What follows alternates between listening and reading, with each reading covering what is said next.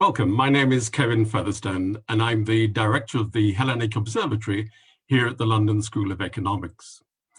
This summer, Joaquín Almunia published a report evaluating the Greek bailouts. This was an independent report prepared for the ESM, the European Stability Mechanism, which is the financial institution set up by the Eurozone to manage such rescue programs. The report was to examine the lessons to be learned from the support given to Greece. The Greek bailouts stand apart. They constitute the biggest financial rescue the world has seen since 1945. And of course, there were three of them. In addition, they occurred within a unique international environment, the single currency regime of the Eurozone. So what are the lessons we should draw from the Greek bailouts? And does the report draw the right ones? Indeed, the right ones for whom? Is there a consistency between the lessons for the Eurozone and the lessons for Greece? Here to discuss the questions are Joaquín Almunia himself. Joaquín was a member of the European Commission until 2014. From 2004 to 2010, he was actually the Commissioner for Economic and Monetary Affairs. As such, he was there at the time of the first Greek bailout. Kari is Senior Advisor to the Secretary General of the ESM and an evaluation manager. He was closely involved in the writing of the report. To respond and comment on the report, we have Iain Begg, Professor in the European Institute at the London School of Economics. Iain is well known to EU policy audiences as a specialist on the economic governance of the European Union. Gikas Hardouvelis is Professor of Finance and Economics at the University of Piraeus and first Vice President of the EOV think tank in Athens. In the second half of 2014, he served as Minister of Finance in Greece and continued until the election of the Syriza government at the beginning of the following year. Elena Panaritis is an economist, policy innovator, and social entrepreneur. She's been an advisor to three Greek prime ministers, and she worked closely with Yanis Varoufakis when he was finance minister. She is an institutional economist with wide international experience, not least at the World Bank, on the economics of domestic reform. It's a pleasure to welcome each of our speakers. Thank you for joining us. We look forward to the discussion, and I've asked each of our speakers to keep to the time allotted to them so that we can get a very good discussion going. The discussion is being live streamed on Facebook, and we invite our audience to share their comments on Twitter. You can use the hashtag LSE Greece, and we look forward to receiving your Twitter comments. Later, I'll invite you, the audience, to send us your questions using the Q&A function at the bottom of your Zoom screen. Or if you're following this on Facebook, send us your comments, send us your questions using the comment facility. And please, keep your questions short, no more than 3 sentences, so I can read them easily and we can ask as many of them as possible. So, welcome to everyone. Thank you to each of my guests, and let's begin. Can I invite Joaquín to tell us about the report to start the discussion? Joaquín, you have 10 minutes, please. Thank you very much, Kevin, and thank you very much to the Hellenic Observatory for hosting us for this debate. As you mentioned, I was appointed independent evaluator of the second and the third Greek programs, so the EFSF and the ESM programs, and the evaluation covered since the private sector involvement in 2011 to beginning 2012 till the third quarter of 2019, means 1 year after the conclusion of the ESM program. Next slide, please. When we started our work as an evaluator, I received the support of a small group of officials of the ESM, but also some independent economists and analysts, thanks to Klaus Reglin support. And The first work we had was to identify what were the strategic objectives of the programs under evaluation. The problems were clear. Greece lost market access in 2010. This put at risk, with the negative spillovers in other euro area economies, the euro area integrity through spillover contagion. And we found that the strategic objectives defined by the member states that write down these programs were to preserve euro area integrity and stability, to restore financial stability in Greece, and the third objective, not the first one, the third one was achieve sustainable and inclusive growth. Next, please. The report set up conclusions. The conclusions are a shared responsibility of my own mandate as evaluator and the group chaired by Kari Korhonen as the support of the evaluation work. The first conclusion, the contribution of Greek programs to the euro area financial stability was positive. They preserved the integrity and restored the confidence in the single currency, helped the EU to the evolving recognition of the economic and monetary union design flows.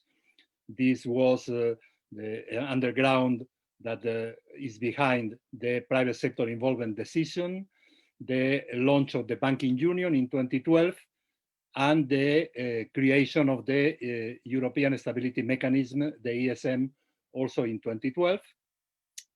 And thanks to the implementation of the programs, the negative spillovers to other members of the euro area that existed, and in some moments, at some moments were very strong, found the limits. And through the program implementation, through the experience, progressively there was a greater focus on banking sector issues, in particular during the ESM program. Next. What were the effects on the Greek economy? The report considered that there was a qualified success to achieve a stability of the Greek economy, not solving all the problems indeed, but ensuring a stability. The prioritization of fiscal adjustment was clear, with advantages and disadvantages that are analyzed in the report.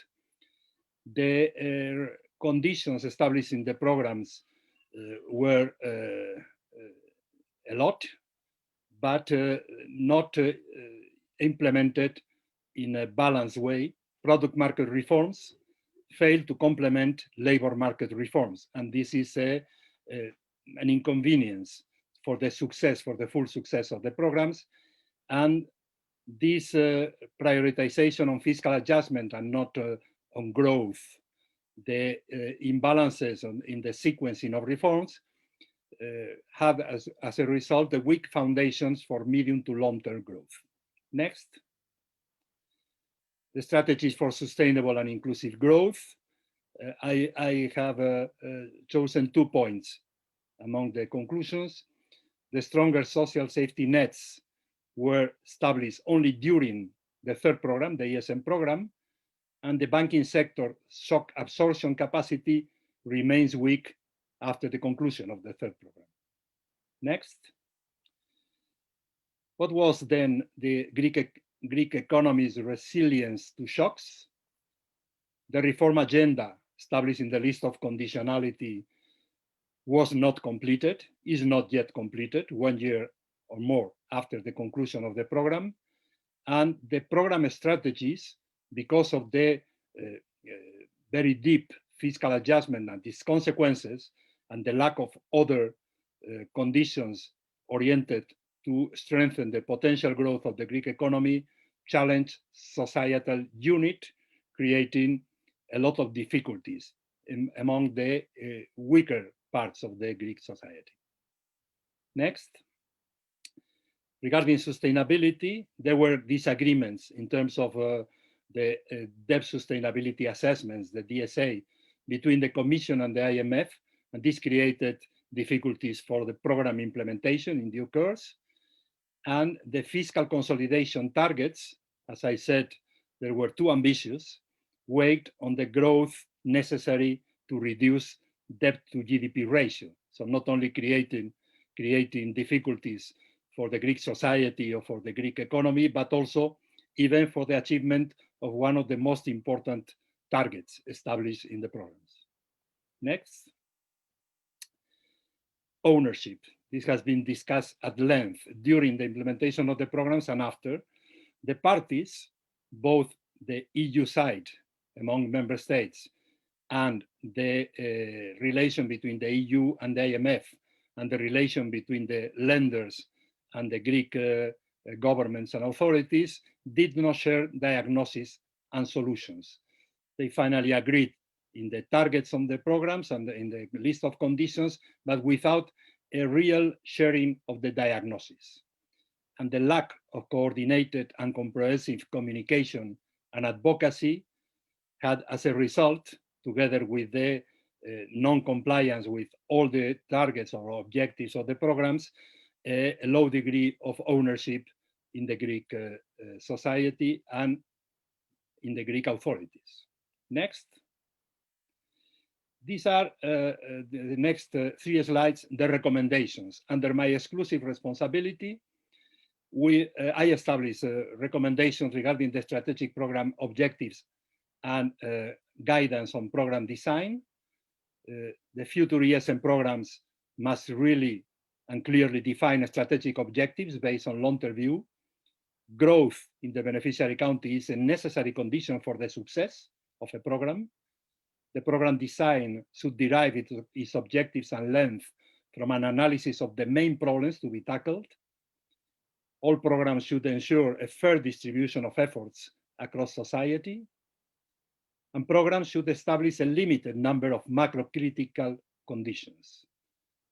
Of course, as I mentioned before, programs should establish an appropriate sequencing of reforms. Next slide. The third and fourth recommendations has to do with the guidance on program preparation and implementation. Sustainability assessment needs a broader focus beyond debt levels. Sustainability is not only about public debt or about private debt sustainability, it's broader than that. The program approval should explicitly assess exit strategy options and not only the creation of a cash buffer, as was the case in the ESM program, and a post-program incentive structure. And building and improving a beneficiary country's institutional and administrative capacities, that is a target of the essence for the compliance of the conditions established in the programs, require cooperation between institutions. Next, and the final recommendation regards the post-program engagement. Strong and coherent framework for post-program monitoring is needed to safeguard adjustment gains and ensure sustainability, in particular because the implementation of parts of the third program, the ESM program, the way the Greek economy can service the debt, the huge amount of debt with long-term maturities, requires a very strong and coherent framework for monitoring. ESM and Commission must pay attention to the role of advocacy. It's not only about peer pressure or about market pressure. Advocacy at the end of the program, after the completion of the programs, in my view, has to play a very important role. And to do so, the ESM must strengthen relations with the authorities of the beneficiary country, as well as with political forces and civil society. In my analysis, the relations with political forces and civil society were not enough. And final point, develop capacities to be aware of the interconnections and potential negative spillovers with the other Euro area countries is of the essence. At the beginning, with the first program that was not under this evaluation report, and even under the second program, the other economies of the Euro area were receiving negative spillovers that creating additional difficulties, not only for those countries, but for the Euro area as a whole. Next slide, please. So after the evaluation period, and Kari Korhonen, immediately after my presentation will refer to this. We have the COVID pandemic, and even if at the end of the evaluation period in Greece, third quarter of last year, the Greek economy was on a recovery path and continued reforms in labor and product markets, the reforms should continue and the problems of sustainability will, of course, remain. Now we have new EU instruments. Sure, the next generation EU hopefully will be finally adopted before the year end. I can also mention the EIB lending and guarantees and the ESM that has offered a new facility for the pandemic can provide substantial resources for Greece. But some questions remain. The absorption capacity has not been fully achieved. The degree of ownership was very low and needs to seriously increase. And I can mention, to close my presentation, 3 positive elements, among others. The declining cost of finance, that will help indeed. The efforts to buttress implementation capacity that needs to continue. And the attention to privatization and the improvement of confidence for investors, internal investors and external investors, that needs to be strengthened. And the challenges, of course. The fiscal space has been reduced by pandemic expenditure and lack of revenues. The unemployment has increased again and remains at very high levels. The resolution of asset quality issues is still on its way because some problems in the banking sector, of course, remained and has been even accelerated because of the recession due to the pandemic. And the need to increase investments, both private and public, continues to be a big challenge. And in my view, one of the main elements, if not the most important one, to increase the potential growth of Greece and to make the Greek situation, not the program of the debt, but the Greek situation really sustainable in the future. Thank you very much. Thank you, Joaquín, very much. That's very clear. And thank you for keeping to time. Kari. Thank you very much. Let me share my slides. And if I can put the presentation button, that would help. Okay. Here we go. Thank you for the opportunity to add a few issues just for emphasis.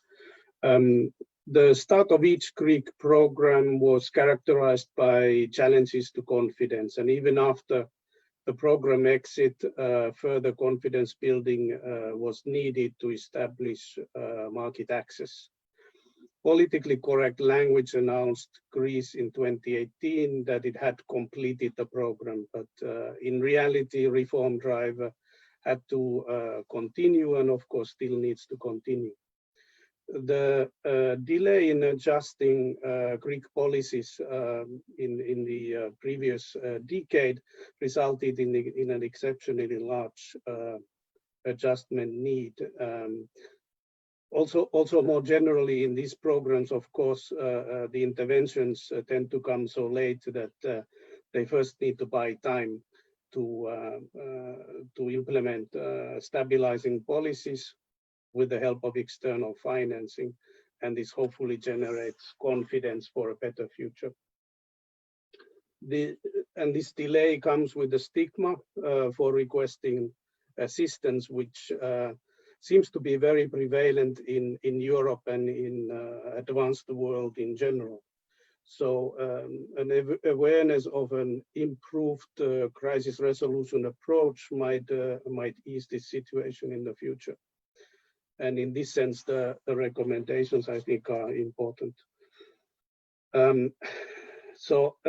Introducing a wide set of reforms with very ambitious policies is, however, not helpful if the volume becomes overwhelming and induces severe organizational stress within the authorities.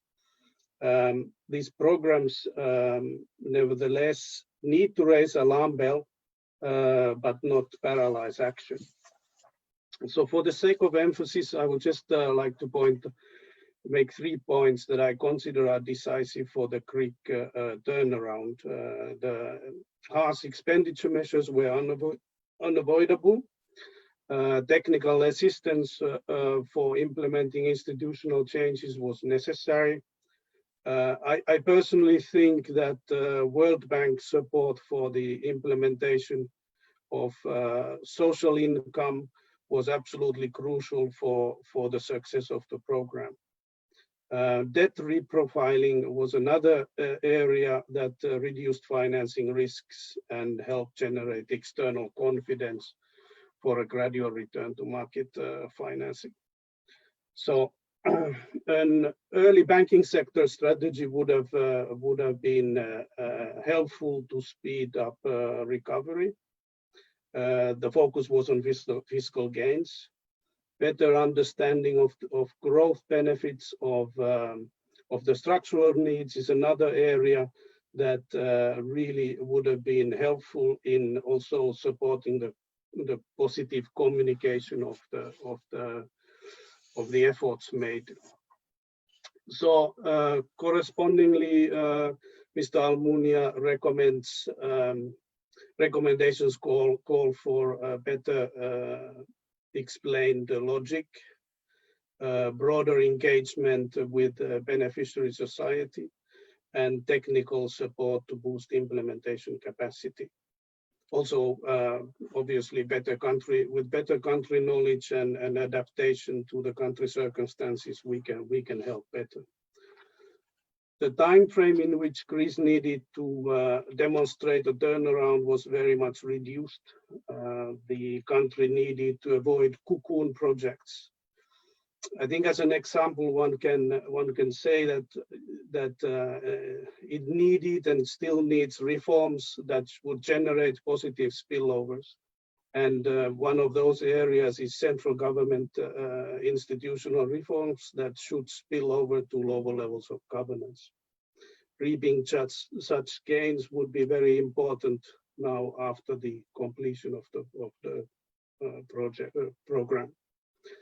I wanted to use this slide very briefly just to say that we reconstructed this intervention logic on a basis of official documents and expert input in order to understand better the programs.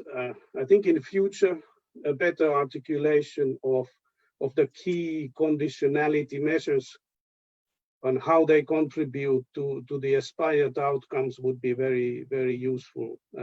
It would help, again, communicate the hard measures or efforts that take place in these programs. So I believe that concentrating, creating space for an appropriate long-term plans in the programs would be more helpful to implement the change, structural changes, especially if one first concentrates conditionality into very impactful areas, very focused in a focused way that allows the program and the authorities to concentrate or spend more time with the structural plans for other areas that are not controlled with the same level of detail as some key conditionality items. I think that would be an important element in the future.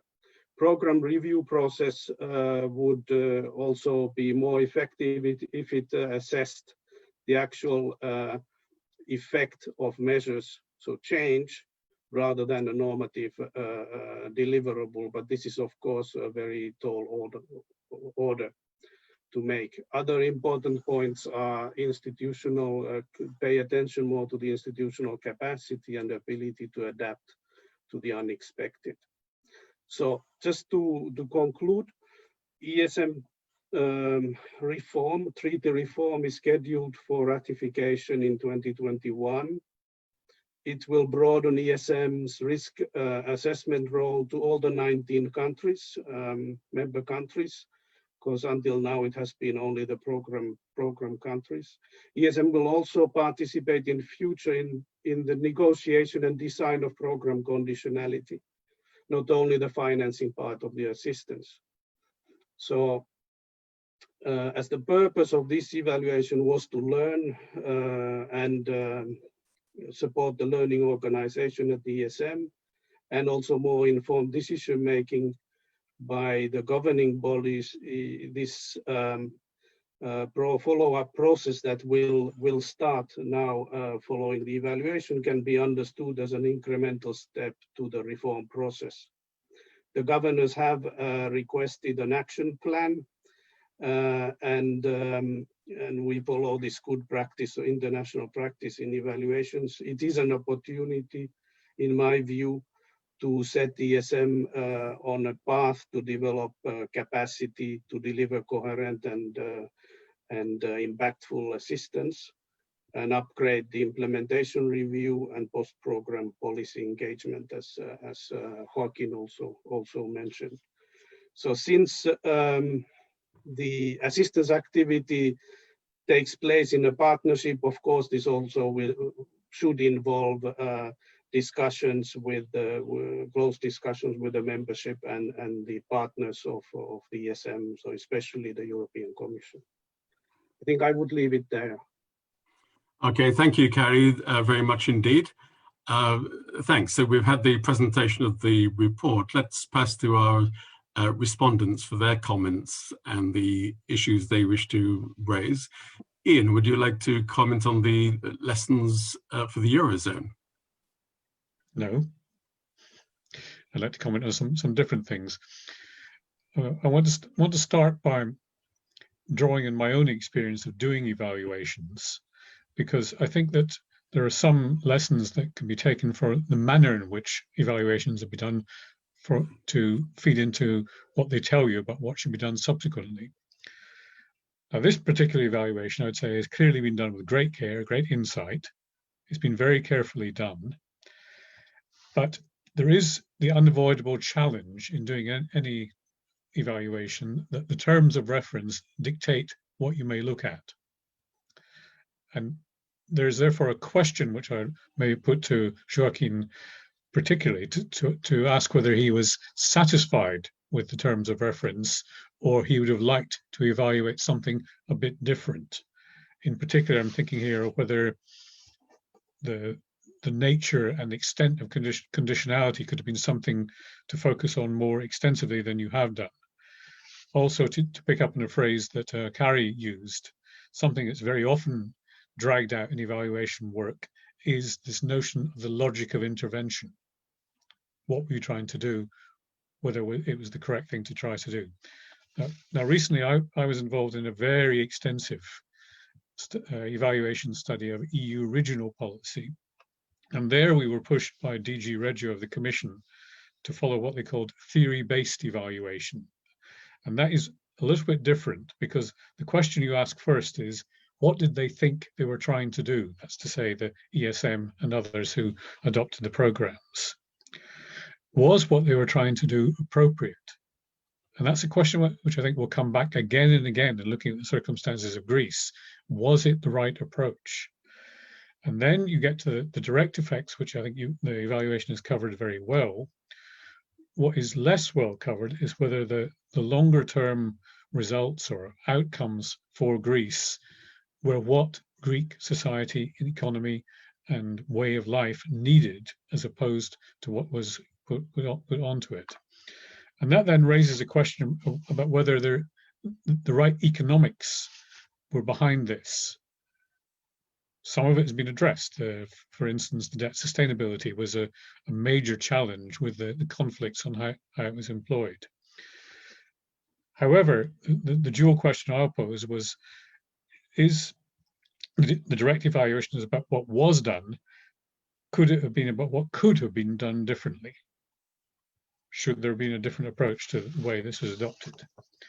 Now, turning to the recommendations, They are, I think, well balanced. They're sound. They make plenty of good points, and I'm sure that Klaus Regling will be busy digesting them as we speak and trying to think how he could do things differently.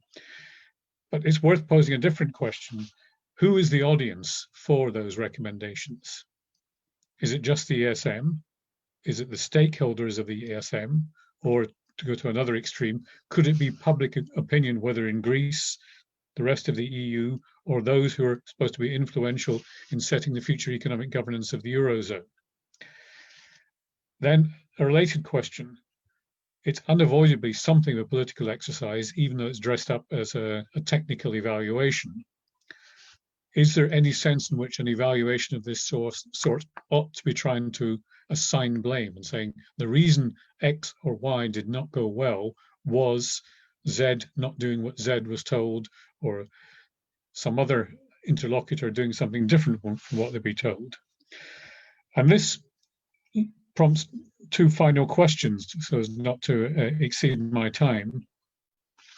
Are there potential lessons from this for how to interpret other ESM interventions?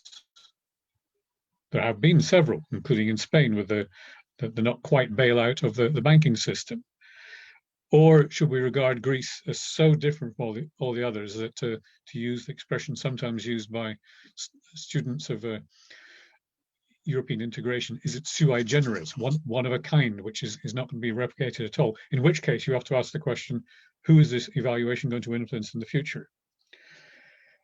Now, to anticipate something that I know Gikas is going to talk about, I believe I'm not misrepresenting you, Gikas, when I say that you think that ESM should be protected from political interference, whereas I think the ESM really ought to be within the political sphere in a way which means that its decisions, the way it operates, are subject to political challenge and can be influenced by the political process. And this may be a point for a discussion between us when we come to this. Now, one last point is particularly what Kari said, technical assistance cropped up. Technical assistance, you could say, is something that's very important in trying to get it right when you have conditions imposed. Do you think, and here I'm addressing the question to the two representatives of the evaluation, Joaquín and Kari, do you think the technical assistance provided to Greece was sufficiently robust and helpful, or should it have been much more extensive than it was? If so, why wasn't it? Thanks. Thank you, Iain, very much indeed. Gikas.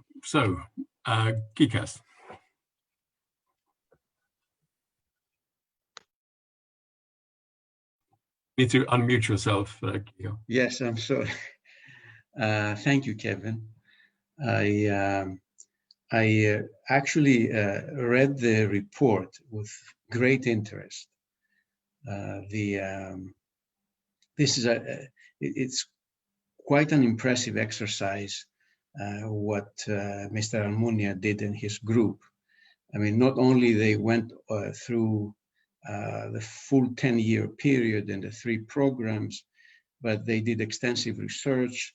They brought people outside the ESM to write papers on this. There's a technical appendix to the report. And what's interesting is that they conducted in-depth interviews before finishing this report. I was actually reading through to see some juicy stories about conflicts between the IMF and the EU Commission. And there are no juicy stories, but there's a lot of information. Anyway, I think it's a study unlike other ones. It's gonna be in your library, and it's gonna be a standard. I kind of see it also as a sort of internal audit of the ESM and ESM programs and the earlier programs. Can we move on? Can we change the slides, please? Can we change the slides? Okay. So what's the aim of the report? So I said some things about the quality. It's here to stay. The aims of the report, they were mentioned by the previous speakers, primarily to improve the framework of future financial assistance. So if you were to improve the framework, then you should worry about the substance, and you should worry about the delivery. And they do talk about the substance. They have a point of view about what are the key factors of a program, what went wrong with the Greek program, therefore it should not go wrong in the other programs. And there's also a lot of discussion about how do you deliver, how do you make the country deliver on the program, the conditionality, how should it be designed and how should it be executed. So it's, I think it's a good analysis. Now, I tried to think hard of what's missing from the report. And I guess what's missing is, as I said before, it's the juicy stuff. It stays clear from political analysis. And we know, I mean, I was involved in this, representing Greece, both as an advisor to a prime minister and as a finance minister, both during the PSI years that Mr. Almunia talked about, and during the end of the second program that never really finished on time. So I know and I sense that, I mean, politics played a central role. I mean, we know that ESM itself is the birth child of the Greek crisis. They made us think of a deeper union in Europe. So it started the banking union. For the full decade, I think Greek politics were shaped by the ingredients of the assistance programs. I would say the third program, which started in 2015, was not due to economics. I mean, the first two programs, you can say they were because the Greeks had overdone it in the past. They carried large deficits. They didn't pay attention to the competitiveness of the country. By the end of 2014, I thought we had shaped up and we could look forward to the future.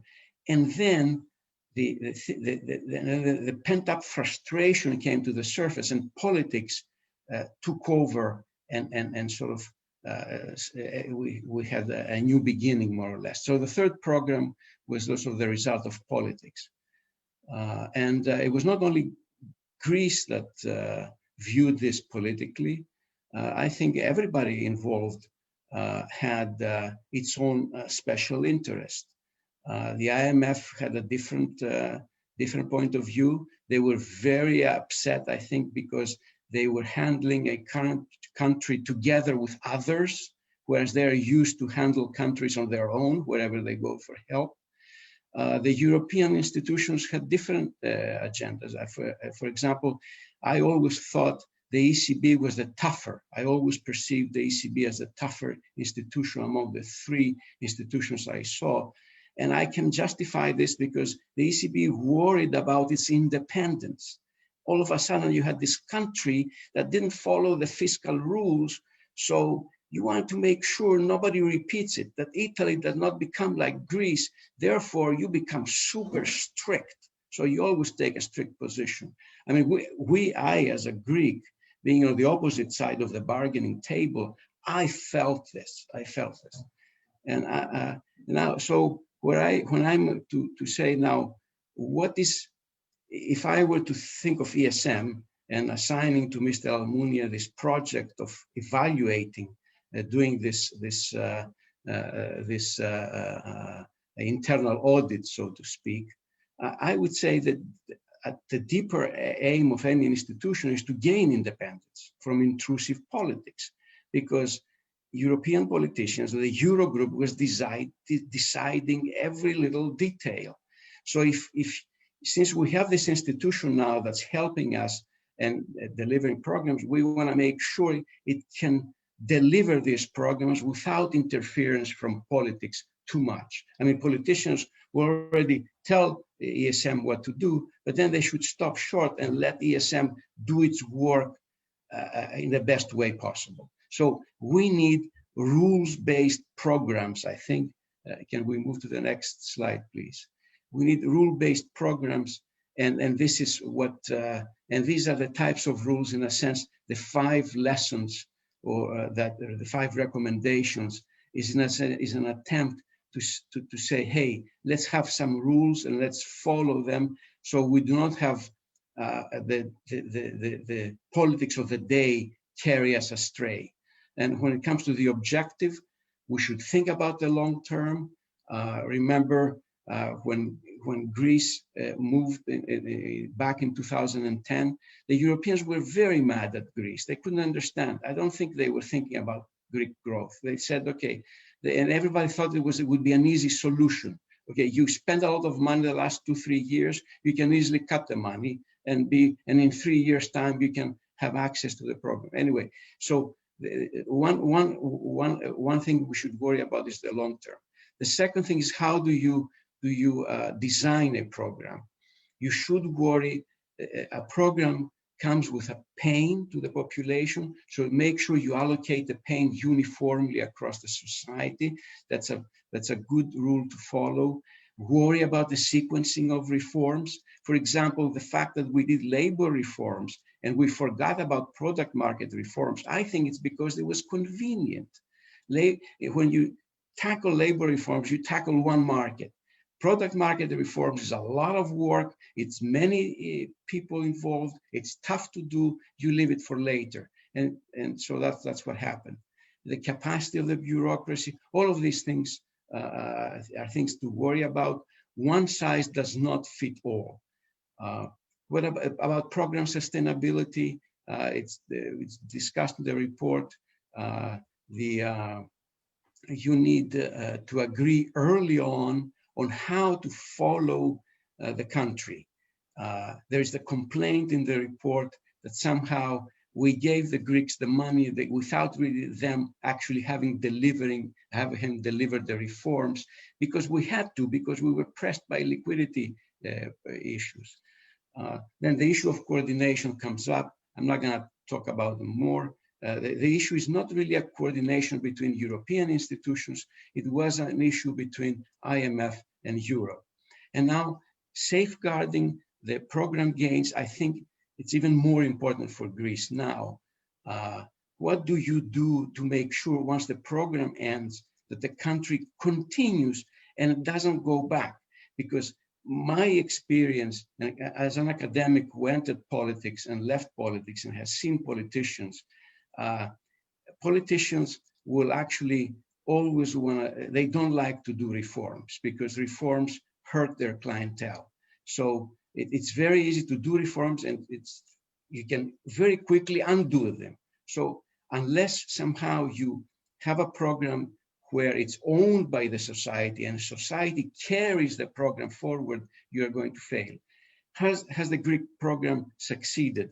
I'd say there are many elements of success in the future. I believe there is a design that provides a stick and a carrot. The stick is the enhanced surveillance. It's also some extra money from ECB money, interest payments that the country can get. And the carrot, which was put early on in 2018, is the fact that can we move on the transparency, please? That we're going to revisit. Europe is going to revisit the program in 2032, and if required, they can provide more debt relief. And here I have tried to put this 1 minute, Gika, please. This back and forth into a game, a sequential game. It was always like this. First, the country would do reforms, then they would get something. Now it's debt relief. So right now we have agreed on, and the country does the reforms that brings growth, and then the Europeans decide: do we give them fiscal space or not? We don't give them fiscal space. The country wants fiscal space. Right now we have an equilibrium where there is no fiscal space, a primary surplus of 2.2% of GDP. And there is the promise, which we have, which therefore we're in the middle column of growth of 1%.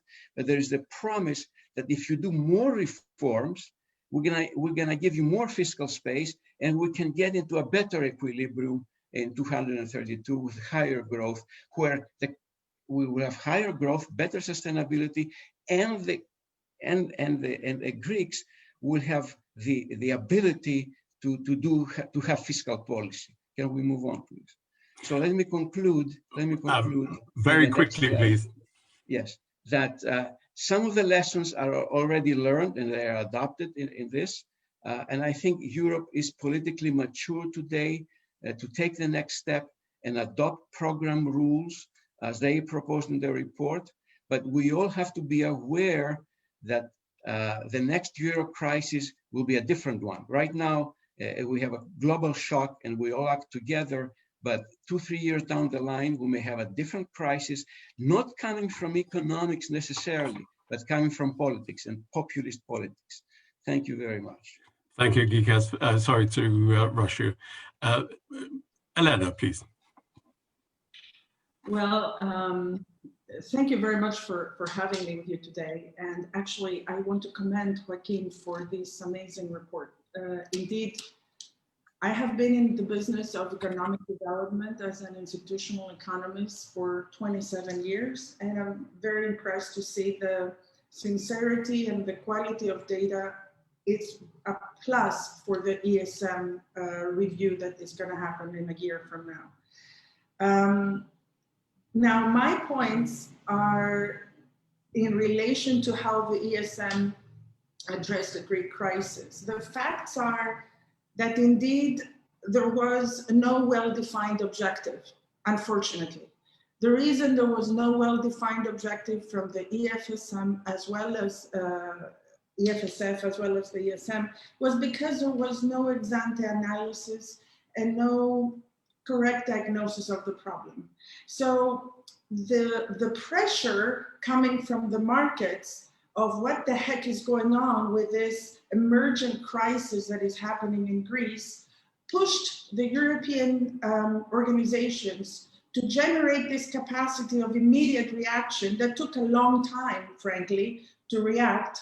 But that immediate reaction generated that one actual objective, which was to manage and preserve the integrity of the Eurozone, to manage and preserve the fears of the market that the euro is not going to break, that the Eurozone is not going to dissolve. And as a result, that led to the follow through was to focus on the debt, on the management and the stabilization of the debt element in the over debt or the debt crisis in Greece. This objective, however, was not addressing the core problem that led the meltdown in Greece, which was basically a sovereign default, which is really huge, it's terrible, it's big. And the sovereign default came as a result of low productivity because of very weak public sector, overwhelming public sector, but weak public sector and a very weak state.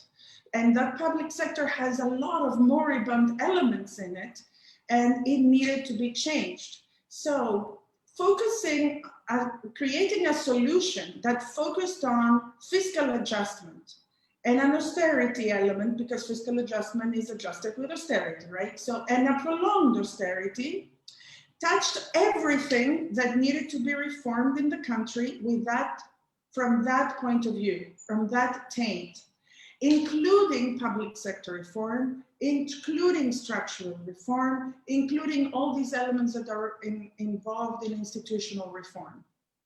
So we ended up having public sector reform conditionalities out of the tons of them, out of the wazoo, lots of conditionalities. They look, from my point of view, and as an institutional economist, our jargon, we call those Christmas tree conditionalities. There are a lot of little garment, elements on that Christmas tree, but they are not holistically engaged. There is no sequencing of how we apply them. Which time do we go and kick in one conditionality? Which time do we pull out the other conditionality? So there wasn't that type of holistic element into the structural approach conditionalities. And therefore, you end up having a public sector that becomes much weaker because we create a massive horizontal cut and layoff.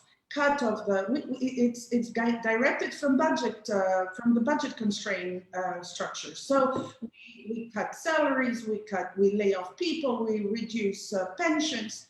The result of that, which is something we know well at the World Bank in the 90s, we wrote a lot about it. The result is that you get rid of the most skilled public sector employees that you actually need to implement the conditionalities.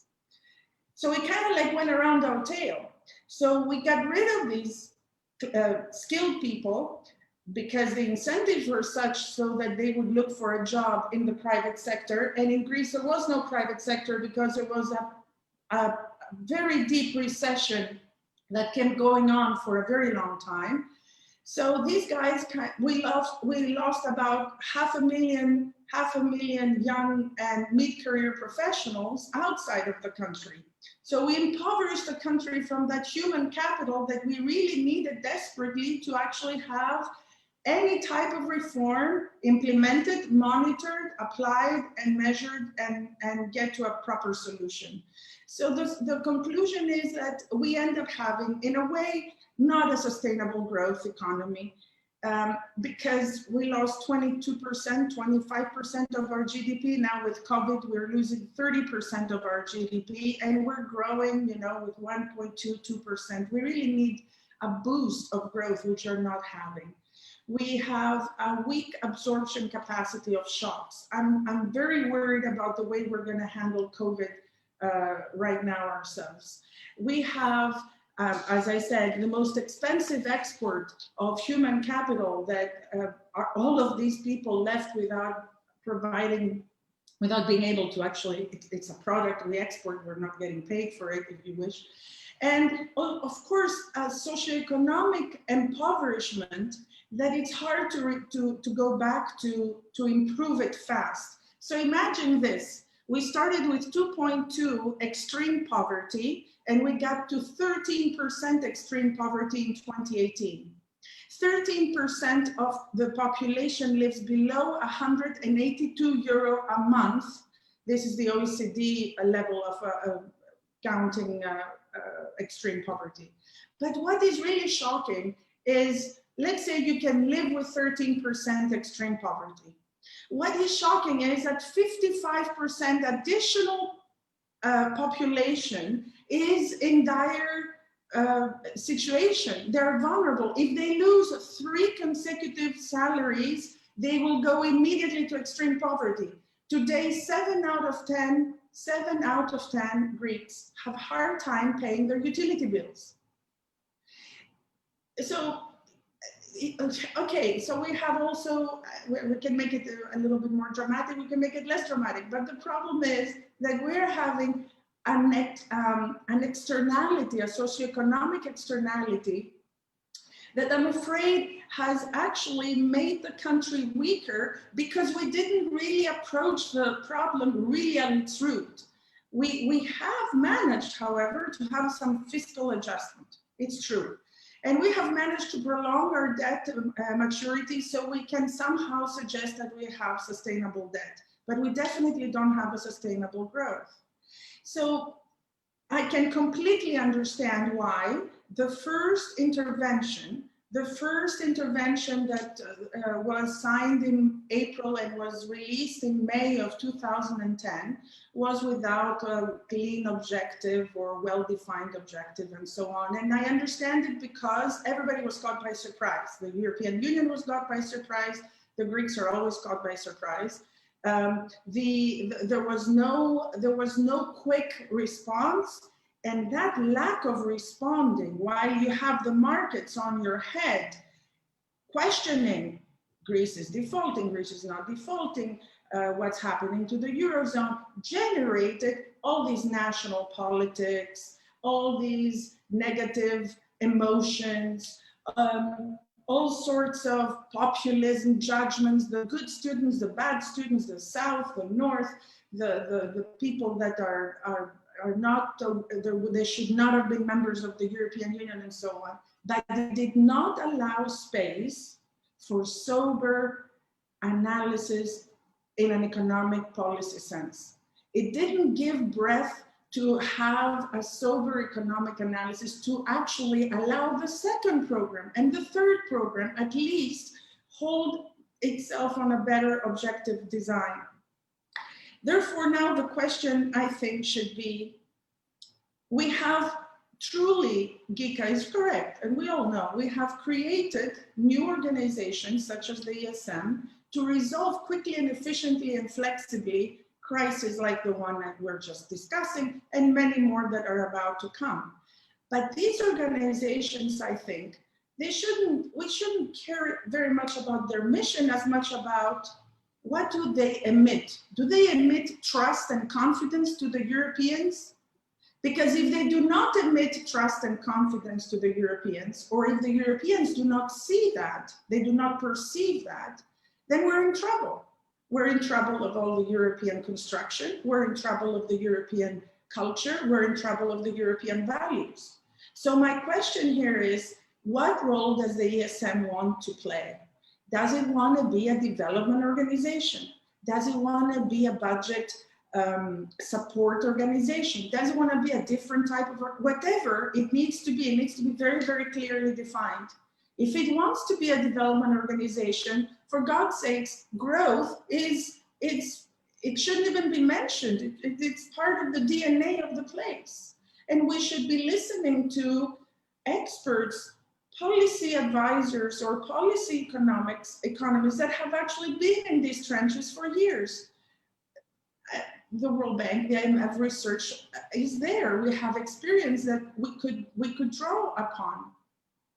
So I would dare to say that I would suggest, if I may, that it would be nice to start entertaining the idea of thinking slightly outside of the box of our European tradition, of our European activities, and start collecting data from the bottom up, and start probably not just concentrating on the leadership of the nations, but also of what is going on underneath. How are these people, our market players, operating?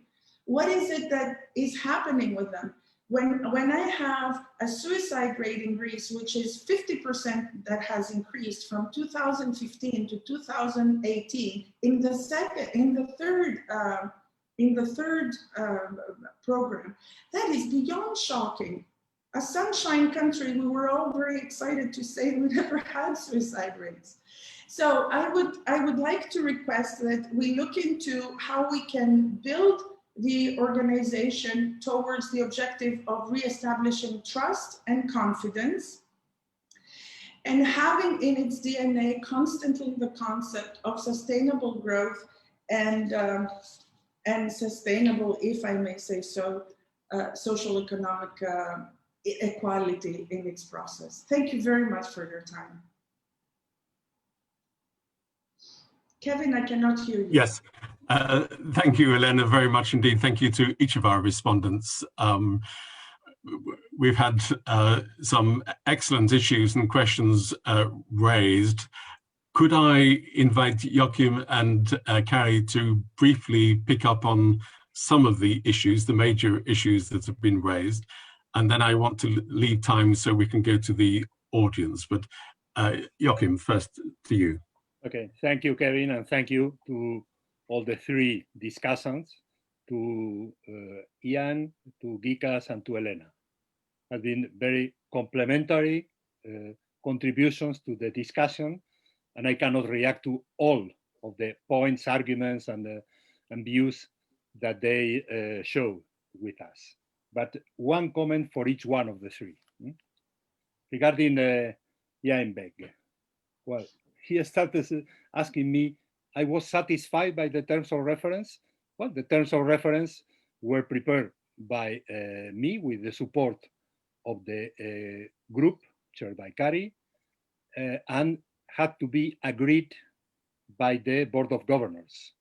And they were agreed by the Board of Governors of the ESM. It means by the Ministers of Finance of the Eurogroup in June 2019, after being discussed also in May with the deputies of the ministers of finance. But I established in the terms of reference the response to the mandate I received. I didn't receive a mandate to provide a report on the long-term view about the future of Greece. Was not the case. This was a mandate to evaluate those two programs. The other countries under programs had concluded the implementation of the respective programs: Portugal, Ireland, Cyprus, Spain, and the report for the evaluation of those 4 countries was adopted in 2017. So the minister said, well, given that the Greek ESM program will be concluded probably in 2018, at the end, the ESM should provide an evaluation report on Greece. And this was the mandate I received. I was satisfied, yes, but was not a mandate to evaluate the past, the present, and the future. This was clear. Joaquín, can I just ask, was it a mandate to evaluate whether the priorities were correct? No, were to evaluate how the programs had been designed and implemented, and what were the results of this implementation. The political influence of the ESM. Well, the ESM, as everybody knows, was created in 2012. And in fact, the first program monitored and implemented with the ESM, with an active ESM, was the third program. The program starting in 2015, in August 2015. But there was a clear connection between the EFSF, that, as Gikas said, had not been concluded in 2014 and was suspended during the first part of 2015 for the reasons everybody knows. Okay, so, I guess, yeah. I think Iain's point was whether you were able to think outside the box. Yeah, well, within the mandate, outside the box. But to think outside the box, but I like it very much now that I have no political responsibilities. I am fully independent of everyone and everybody. To think outside the box means to think what will be, as Elena said now, the future of Greece, the medium to long-term view of Greece, of their financial stability, of their economic strength, on their social cohesion, on their political functioning. And this will require time, and I had no time. I had the mandate to conclude this in June 2020 at the latest, and to have much more resources. The group chaired by Kari was composed by 6, maybe 7 members, some of them officials of the ESM and 2 of them not working before at the ESM. And we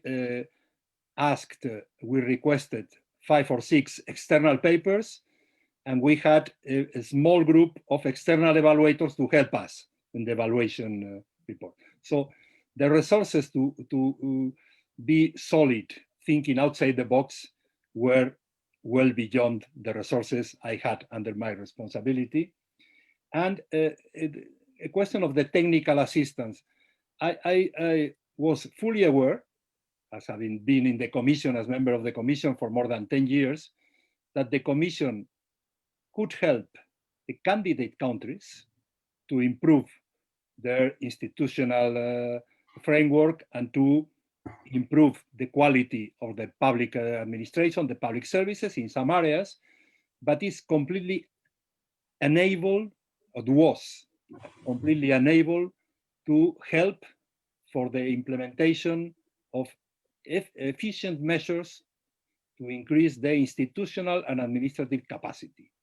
During the crisis, some initiatives started, but in fact, we asked our interviewees, who were the ones who provide you good and efficient technical support.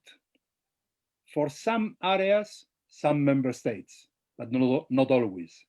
For some other areas, the IMF, but not always.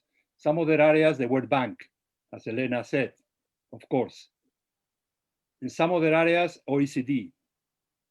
In many areas, nobody, internal or external to the European Commission, had the capacity to provide the degree of institutional and administrative support to increase capabilities to a clear degree. We mention in the report some positive examples, but we also refer to the lack of instruments for many other areas that are work in progress for many years still. Okay.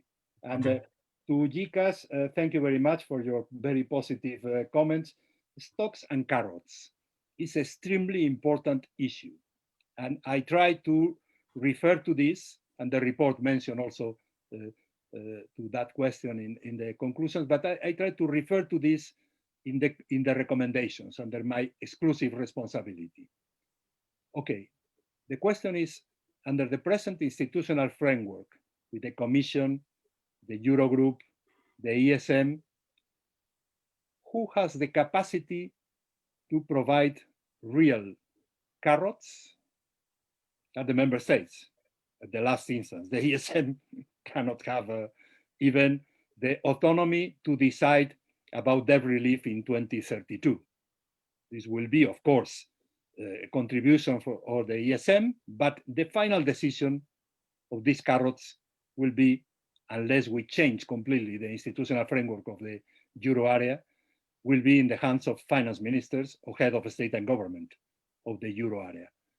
And the sticks, of course, usually is the Commission who has the responsibility to show the sticks, but the Commission in the last period, I can see clearly since the Juncker Commission, so after I left the Commission, but not because of my will, but because of the political conditions before 2015, the Commission has softened their will to use sticks. And I agree with this approach. But this creates a problem of credibility of the Commission to fulfill their responsibilities. And the ESM is not present in this picture of sticks and carrots. In the future, and I conclude with this, Kevin, what will be the future of the ESM? And I will speak here outside the box, under my exclusive responsibility. I look now at the ESM. The ESM had decided, because the member states decided at the Board of Governors of the ESM, to create a new facility that has nothing to do with troikas, with enhanced surveillance. It's a facility to help member states of the Euro area to tackle the challenges of the COVID, in particular in the health system or in question and reforms related with the health system. And curiously enough, the countries that needs more than any others this positive carrot in the hands now of the ESM are not requesting the use of this facility, the use of this carrot. And this creates, in my view, a very important question, almost an existential question to the ESM that needs to be solved as soon as possible. As Kari said, the new review treaty of the ESM will be adopted in the coming months, hopefully, but this will not solve the problems. The problems of the ESM, because of this new crisis, are bigger than the problems of the ESM in 2018, when the ESM program was concluded, and they think that was very positive to request Joaquín Almunia to provide this evaluation report. And this question was beyond my reach, and is now beyond my reach, but it's very important to think about this. Okay, thank you. Kari, would you like to add anything very briefly, please? So just to extend on the last point, I think one can very briefly say that the ESM wants to be a credible partner of the members, and whatever that means technically, of course, is I think on the agenda. For Iain, I would say that the audience of the evaluation and especially the recommendations is the ESM management and the governing bodies. So that's where obviously they are addressed to. But of course, we hope that that there's a broader audience who appreciates them and can assess them, especially the partner institutions, because the assistance that the ESM provides and even the surveillance that the ESM provides is always done within the partnership with other institutions. Then maybe just very briefly about, was Greece a special case? I think every country is a special case fundamentally, but one needs to remember that implementation challenges would be seen in many other countries. Banks play similar role due to concentration or lack of development of capital markets in practically all the euro area countries. So these issues at least are the same. Obviously cultures differ and culture matters when you go into politics. That's clear. For Elena, I would simply say that based on what you said, I was thinking that when we were doing the evaluation, we were wondering whether there was a chance in Greece to develop a consensus where the country wants to go, how it wants to develop, and to create opportunities for people, you need to find ways to create employment opportunities. I think this is closest to the ESM's mandate, and then of course it means that we are interested in other areas, but we don't necessarily have expertise in all the other areas. And again, this comes to the partnership issue. Okay, thank you very much. Can I just ask one question of my own, and please just Joaquín or Kari answer very briefly. A big theme of the report is about the lack of ownership in Greece, and you explain the lack of ownership in terms of three things: poor communication, inadequate technical assistance, and the lack of country knowledge. But isn't the lack of ownership something to do with the priorities of the rescue plan itself? And this goes back to the points about thinking outside the box, evaluating the priorities of the rescue. In other words, there was a lack of ownership in Greece because the priorities of the rescue didn't seem to fit the Greek case or be legitimate. Well, the question of ownership is extremely relevant, of course. And let me start my answer going backwards before the EFSF program. At the beginning of the first program, I was just out of the economic and monetary affairs portfolio. I was paying attention at competition, but I had been following the Greek case since the beginning of my arrival in 2004, with the first statistical big discussion and big conflict. And in 2010, there was a very big lack of confidence in Greece from the point of view of the other member states, from the point of view of the European Central Bank, and to some extent also within the Commission. But the lack of confidence in some relevant member states of the euro area and the lack of confidence of the ECB in Greece was extremely relevant, and the lack of confidence of the Papandreou's government since October 2019 in the previous government was extremely relevant, and the lack of confidence of the next governments in the Papandreou's government or in the Samaras government by the new Syriza government this has created not only very, very low ownership in Greece, that of course is one necessary condition to have a partnership that will avoid strong austerity, huge adjustments, independently of the social conditions and the huge sufferings of part of the Greek society. But the lack of confidence and the lack of ownership, they are feeding each other.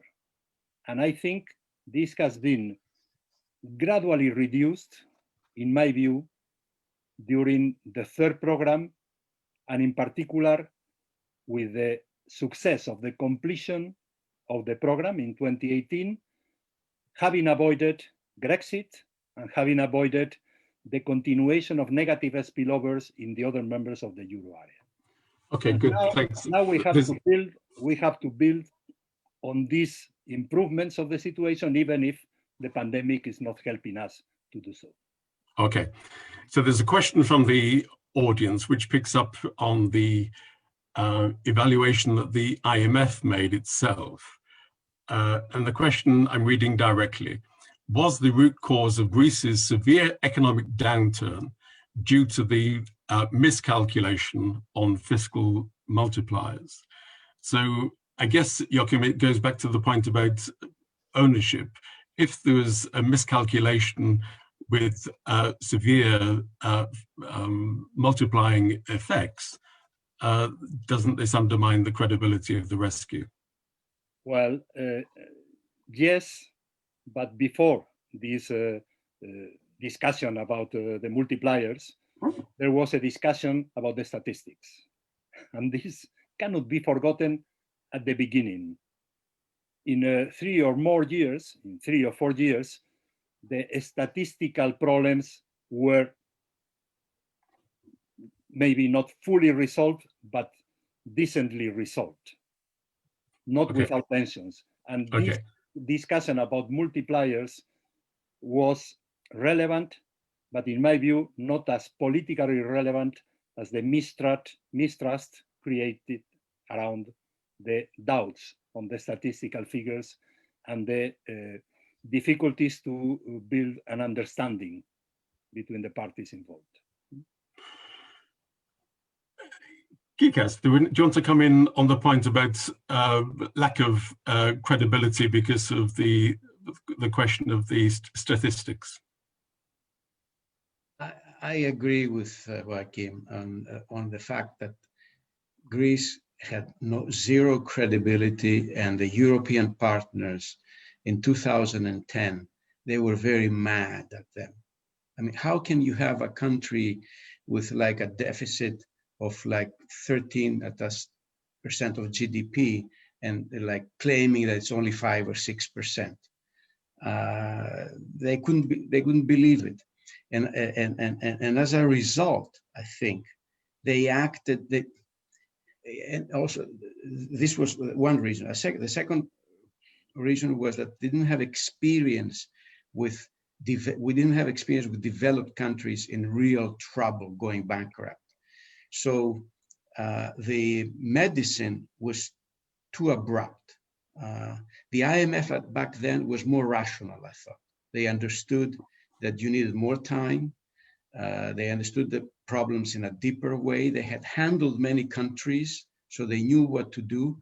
The Europeans were acting politically, and in a sense, they wanted to provide an example to the others. Look what happens to you. Okay, thanks. So that's why the fiscal multiplier was huge. Okay. But then things evolved.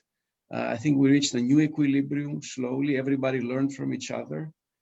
But then the Greek, because we had the Greeks. Elena, can I ask you to comment on that?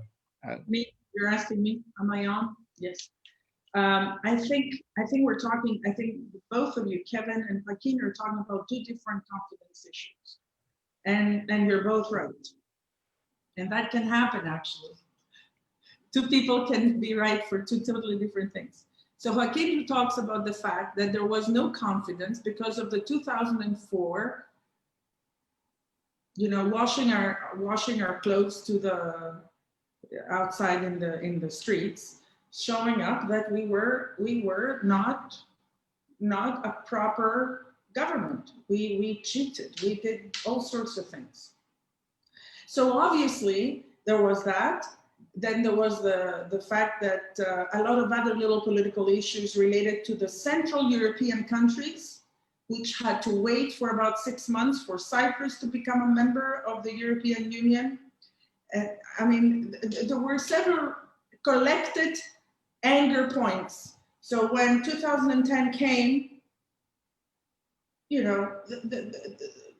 everything got loose, and the European Union member states thought that 2.5% GDP responsible country to the whole of European Union GDP, why is it destroying our daily life, right?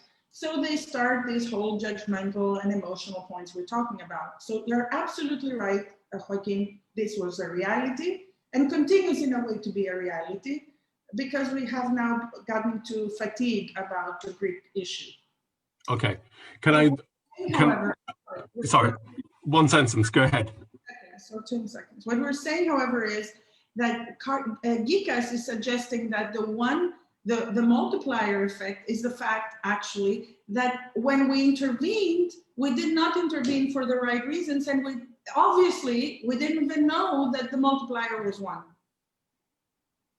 So now you've had the possibility of gaining confidence from the locals, from the citizens of Greece, and start getting them to reform, but you lost those as well. Okay, thanks. Iain. I think we're missing the technical point of the question, which is that if you get the estimates of the multipliers wrong, a fiscal consolidation that you expect to have mild economic effects has much more severe economic effects. And in this respect, the economics of the imposition of not just the ESM, but the entire approach may have been misguided in expecting that Greece could recover when the multipliers were in the wrong direction. Okay, thanks. There's a question from Stella Ladie from Queen Mary College, which refers to looking ahead at the European Recovery Fund. And it's a question really about the mix of transfers and loans, and the question of changing the nature of conditionality. So what do you think about using the mix of transfers and loans in the recovery fund? Would this change the nature of conditionality in the future? Can I invite Joaquín to comment on that about the European Recovery Fund? First of all, I hope this recovery fund will be finally adopted.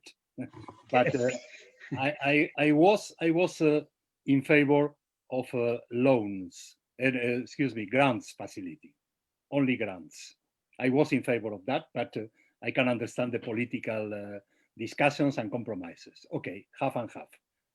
The conditionality is completely different than the one we knew during the programs with the Troika or the institutions putting conditions of adjustments and deadlines to send the money if you fulfill or to delay the money if you are not complying.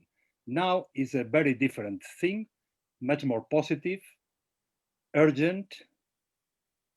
I hope will be a success, but there is a problem to establish coincidences or similarities between the older programs of the financial crisis with the conditionality and the successes and failures, and the new situation, completely different, that is not due to error or mistakes of economic policy in one particular or in a group of particular members. Is a completely different thing. And this is a question that creates a problem now, as I was referring to before, to the ESM, because to abandon the stigma of the old programs is absolutely needed for the success of the new ones. Okay, there's a question from Dimitris Papadimitriou.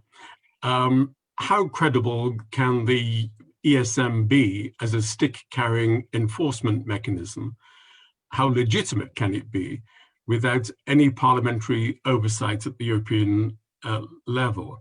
And there was a recent blog on the LSE Europe site, which argued that in the future, rescues of this kind, ESM action, would be only legitimate if the European Parliament was given a much greater role in making the ESM politically accountable. This goes back to a comment that Iain mentioned at the beginning. Gika, you seem to be against that kind of thing. No. First, I wanted to answer the earlier question first. I'd say the Europe should give grants first and loans later, so you would solve this problem of the stigma. But coming to the issue of independence, I think ESM, it's the birth child of the Eurogroup. It should become a little bit more independent. Whether you have the European Parliament overseeing it or not, that's a separate issue, but you ought to make the institution, like the IMF, is a little bit more independent than its shareholders, a bit more independent, and give it rules. And we should think ahead of rules-based designs of how we're going to resolve crisis. If you have rules, then politicians cannot act discreetly and according to the politics of the day. Doesn't it beg the question that the rules are themselves... May I intervene in this point? Just one moment, if I may. Yeah. We had a very interesting discussion at the LSE with Wolfgang Schäuble. Mm-hmm. And my question to him was, what evidence would you need to show that the medicine wasn't working? And his response was to say that these are rules which are invariant over the economic cycle. We don't look for evidence over the economic cycle. Aren't you saying, Gika, that rules are somehow legitimate without without any political input? No. All I'm saying, you will always have political intervention. But when you have a weak institution like the ESM, you need to empower it with something to be able to work on. And this is, and you need to protect it from too much intervention. So we're not living in a world of zero intervention. We're living in a world where the Eurogroup decides everything. I mean, they're spending hours on little details. So since you establish the institution, make sure it can work for the long term, give it some cushion. And okay. That's what I mean. The rules provide the cushion. It doesn't prohibit discrete behavior by politicians. I mean, discrete. And this is what Joaquín is proposing through the policy framework. Flexible rules. I wanted to my view. I have been member of the Spanish Parliament for 25 years or so. So I never will criticize the request of the Parliament to put under control those who are using public money, citizens or taxpayers' money. The question, as Kari was saying in the report, we are in favor of the stronger independence of the ESM staff, but of course, the governors of the ESM, those who had the last decisions, that are the ministers of finance of the Euro area, require parliamentary control. Which parliament? Is the national parliament of each one of them? Some of national parliaments in the Euro area are very, very strong, as Wolfgang Schäuble knows very well, the Bundestag and others. Some other national parliaments are very weak or are not able to put the governments under control for what they are doing as Euro area members.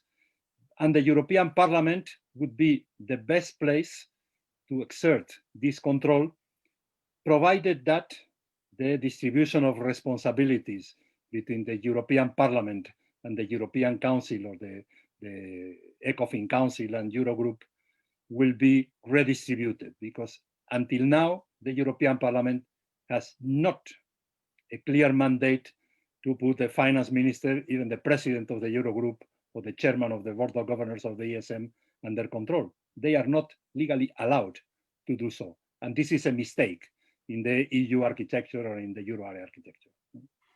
Thank you. We are running out of time. I'm going to invite each of you in no more than 2 minutes to make any final comments you wish, pick up on any point which has been raised and I didn't give you the chance to respond. Perhaps if we start with our discussants and then come back to Kari and Joaquín. Iain. I'll make 2 points. One about the last question. The ESM, in effect, is the fire brigade. It sees a fire and its job is to put out the fire. I don't think you can have parliamentary control, which will take far too long to decide whether or not to put out a fire. Maybe on the terms in which the ESM operates, you can have parliamentary oversight, but in implementation and activity, no, it has to act rapidly. Second point I'll make is to remind both the audience and maybe even to extend this message to other potential readers of this report, that it is a narrow report in the sense of being an evaluation of the ESM's action in this area. It is not an appraisal of whether Europe collectively took the right actions in relation to Greece. Thank you. Elena? You're asking me? I'm sorry. Yes. Any final comments? 2 minutes. Yeah, well, I just wanted to say that to follow up also, it fits well with Iain's points. For the ESM to be effective, because it's really small right now, I suggest that it follows a lot the tradition that started with COVID reaction. It should be following its economists and its specialized economists. It's a macro crisis, a fiscal crisis, an institutional crisis. You should go to the specific economists that would actually tell you what to do. And politics should follow that, as opposed to. So that would be my suggestion and my conclusion to the specific points that you wanted me to say. Thank you. Gika, you need to unmute. I guess I would worry about the future potential of Greece and growth. And I would say that the country does need to continue, carry on with reforms, and that the rest of the finance ministers, when the year 232 comes, they ought to give it more fiscal space. So we can reach this best equilibrium where the country can also have fiscal policy as a tool, because right now it doesn't have monetary policy, it doesn't have fiscal policy, it can only do reforms, but that's about it. Thank you very much. Kari? Yeah, I would say that it would be very important that Greece gathers sort of community forces in the country and develops a consensus of where the country wants to go. And for the ESM or also our partners, including the IMF, I think the main issue with both the surveillance and the future assistance is to have a good understanding, sufficiently good understanding that the advanced economies which we are talking about are very different from the emerging market countries or developing countries. So we have many more constraints, and especially the welfare issues, which are very difficult to be breached. This would always lead to political controversies which complicate the good conduct of policies and reforms. Thank you. We should really pay attention to that. So using the Iain Begg request of having a broader vision with deeper and more ambitious terms of reference for the evaluation, I think as Europeans, we are obliged to learn the lessons of the two crises we are living in these last 10, 12 years. The financial crisis, that not all the lessons that should be learned from the financial crisis have been transformed into political decisions at the euro area level. And of course, this pandemic crisis, that has received immediately a very ambitious answer and a very ambitious package of initiatives from the EU, but now the implementation of those instruments, the next generation EU, could be extremely useful not only to overcome with success the pandemic, but also to complete the architecture and the toolbox of the Economic and Monetary Union, not to repeat the misachievements, the sufferings, and the failures of how we dealt with Greece. Thank you very much indeed. Just before I give my thanks to each of you, can I just make a couple of announcements? This discussion is going to be available as a podcast for downloading from the website of the LSE Hellenic Observatory. Recently, we've also had similar discussions, first of all with the Finance Minister, Christos Stakouras, and last week, a panel discussion with Christopher Pissaridis on his new report about the development plan for the Greek economy. So on the website, LSE Hellenic Observatory, I think there's a number of downloads which may be of interest to our audience. Our next Hellenic Observatory event takes place on the 3rd of December and is with Professor Sir Tim Besley, London School of Economics professor, and his talk has the title Trust, Resilience and the Effectiveness of Government, Lessons from the COVID-19 Crisis. And to respond to Tim Besley, we have Maria Petmezidou and Dimitris Sotiropoulos. And that will be hosted by the Hellenic Observatory in combination with the National Bank of Greece, 3rd of December at 6:30 UK time. But thank you to our audience for the questions. My apologies for not being able to respond to the many questions which were coming in. I think it's been a very enlightening discussion. And my thanks to both to Joaquín and Kari for the presentation and for the excellent comments and issues raised by Elena, Iain, and Gikas.